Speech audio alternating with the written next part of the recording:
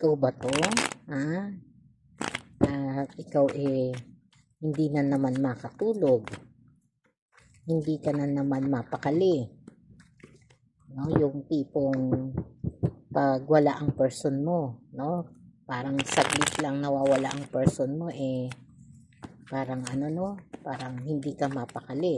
Yung tipong, parang umiikot agad yung isip mo kung anong nangyayari, no? At pag hindi mo siya nakikita, ay namimiss mo kaagad. Kanino kaya ito, no? At sinong person to, no? Magandang araw po, no? Ako po si Mamay, ang inyong tarot guide, no? Na lagi niyong matatagpuan, no? Sa TikTok lives. Dito na, sa tanong mong ginayuma ka ba ng person mo dahil baliw na baliw ka sa kanya. Ito yung mga tipo na ang neto yung parang pag nawawala yung person kahit saglit lang, parang namimiss mo na agad pag hindi mo nakikita, no? Tapos gusto mo lagi mo siyang naaamoy. Lalo na pagka yung pawis na pawis siya, no? At kahit saan ka tumingin, mukha lang niya ang nakikita mo. Ito yung mga ito po yung pwedeng maka-resonate sa inyo, no? At any gender po, Okay po, ito na. Kanino kaya tong energy, no? Na parang kanina pa natin nakikita na parang hindi mapakali dyan.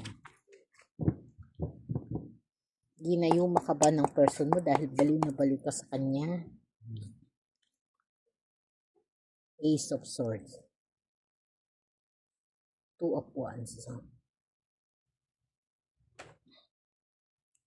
At Four of Cups.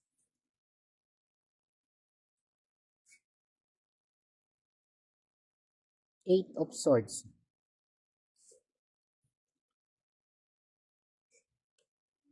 Seven of Cups. The Hangman. Ito, no? Sinasabi po dito na talagang sa ngayon, no? Parang hinahanap mo yung katotohanan. Yung katotohanan na parang hanggang ngayon, nalalabuan ka pa rin dun sa sistema, no? Dun sa sitwasyon, no? Kasi dito, nakikita natin, no? Parang hindi ka talaga mapakali, no? Parang ito yung takot, may halong emosyon, na parang dito, no, sinasabi pa rin dito sa Four of Cups, no? Ito yung mga yung new possibility na may mga dahilan kang pumapasok sa isipan mo, no? At aware ka dito sa sitwasyon na to, no? Na pag lumalabas yung person mo, kahit may kausap man lang siya, babae man o lalaki, kaibigan man niya o kamag-anak niya o maaring katrabaho at kaklase niya, no? Ito kung kanino mag-resonate, kung anong sitwasyon, no? Dito, no, andun pa rin yung hinala mo, no? Andun pa rin yung hinala mo, no? Na dadating sa sitwasyon na parang akala mo iiwanan ka, papalitan ka, no? Kaya parang naiiyak-iyak ka pa dyan, no? Naiiyak-iyak ka pa dyan, no?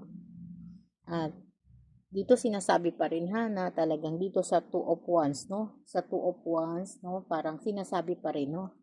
Sinasabi pa rin dito, no, na ito yung mga bagay na parang takot ka, no? Takot kang iwanan niya, takot kang mawala. Kung pwede nga lang na pumasok ka sa loob ng bulsa niya, gagawin mo siguro, no? Ito yung parang talagang hindi mo rin alam kung anong nangyayari sa'yo, no? Tinatanong mo ang sarili mo, ano bang pag-ibig ba to? O may kakaibang nangyayari dito, no? Kasi dito, no, sinasabi pa rin, no, sa Eight of Swords, no, na naka-reverse, no. Dito, no, makikita mo pa rin, no, na parang gusto mong kumawala sa ganitong emosyon, no, na parang tension na tension ka, tapos madalas ay halos pinagsisilosan mo. Kahit mga simpleng bagay ay talagang doon nakapokus yung isipan mo, no, na parang pagka nawala yung person mo, andoon ka rin. Na gusto mo kahit papasok siya sa trabaho, kasama ka. Pero ito pa rin ang sinasabi po sa iyo sa sa Seven of Cups, no? Sa Seven of Cups, ito, sa Seven of Cups, no? Na sinasabi pa rin dito, no, na yun yung mga pangarap mo sana na makakasama siya araw at gabi, no? Papaano na daw kayo maghahanap buhay, sabi ng person mo, kung lagi kayong magkasama, no? At laging hindi ka mapakali dun sa sitwasyon na yon. At sinasabi pa rin po dito, no, na talagang kahit ikaw, hindi mo alam sa sarili mo kung napoposes ka, no? At sobra-sobra yung pagmamahal na oo, na-o-obsess ka dun sa sitwasyon na to, no? Dahil kahit sa pagkain, hindi ka pakakain pag hindi mo siya kasama. Hindi kayo sabay. No, pag nasa loob naman siya ng bahay nyo o magkasama kayo, no? Iba pa rin yung laman ng isip mo. Halos nagmamakaawa ka na sa attention niya. No, halos nagmamakaawa ka sa attention niya. Napansinin ka niya, na isama ka niya, kahit saan siya magpunta, gusto mo lagi siyang kasama. Gusto mo lagi kayong magkasama. Gusto mo ikaw lang yung kausap niya. At dito no, sinasabi pa rin dito sa the Hangman, no? Dito pa rin no, parang nagiging makasarili ka na lang, no? Parang yun na lang yung bagay na doon ka nakapokus, no? At dahil diyan hindi ka nagpo-progress, no? Kaya natatanong mo yung sarili mo, no? Natatanong mo yung sarili mo ng paulit-ulit kung ginayuma ka ba ng person mo dahil baliw na baliw ka sa kanya?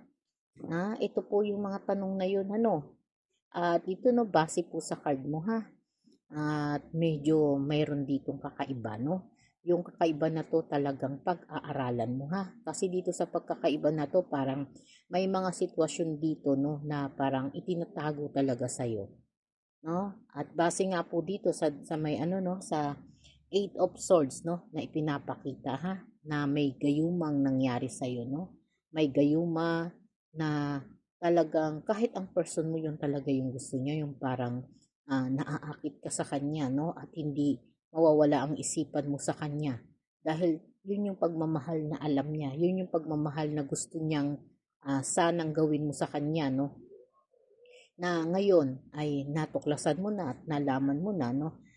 Kahit nasasaktan ka niya ay okay lang din dahil iniisip mo na lang siya ay ang buhay mo, no? Kaya ganun po ang nangyayari ha. Kaya sa tanong mong ginayuma ka ba ng person mo dahil baliw na baliw ka sa kanya, ay opo, no?